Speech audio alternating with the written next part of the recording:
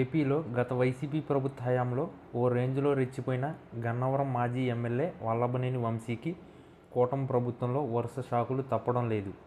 ముఖ్యంగా గన్నవరం టీడీపీ ఆఫీస్పై దాడి కేసులో పాటు ఈ కేసులో సాక్షిగా ఉన్న సత్యవర్ధన్ను కిడ్నాప్ చేసి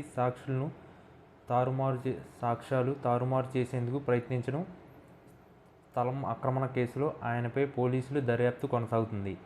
దీంతో వంశీ రిమాండ్ను కోర్టు ఎప్పటికప్పుడు పొడిగిస్తూనే ఉంది. ఈ నేపథ్యంలో ఆయన బెయిల్ పిటిషన్ దాఖలు చేశారు.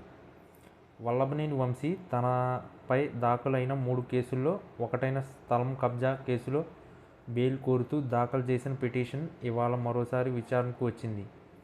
అయితే ప్రభుత్వ లాయర్ దీనిపై ప్రభుత్వ స్పందన తీసుకుని చెప్తానని కోర్టుకు తెలిపారు.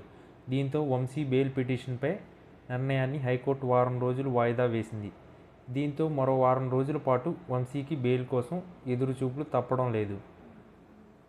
ఇప్పటికే తనపై దాఖలైన 3 కేసుల్లో పోలీసులు వరుసగా పీటీ వారెంట్ను దాఖలు చేశారు. అలాగే కస్టడీలోకి తీసుకుని విచారణ కూడా జరిపారు. దీంతో విచారణకు హాజరు సహకరిస్తాననే షరతులతో తనకు బెయిల్ ఇవ్వాలని వంశీ కోరుతున్నారు. అయితే ప్రభుత్వం దానిపై వెంటనే స్పందించకుండా ఆలస్యం చేస్తుంది. ఈ నేపథ్యంలో హైకోర్టు కూడా తమ నిర్ణయాన్ని వాయిదా వేసుకోవాల్సి వచ్చినట్లు తెలుస్తుంది. వచ్చే వారం వంశీ బెయిల్పై ప్రభుత్వ స్పందన ఆధారంగా హైకోర్టు తమ నిర్ణయాలను ప్రకటించనుంది.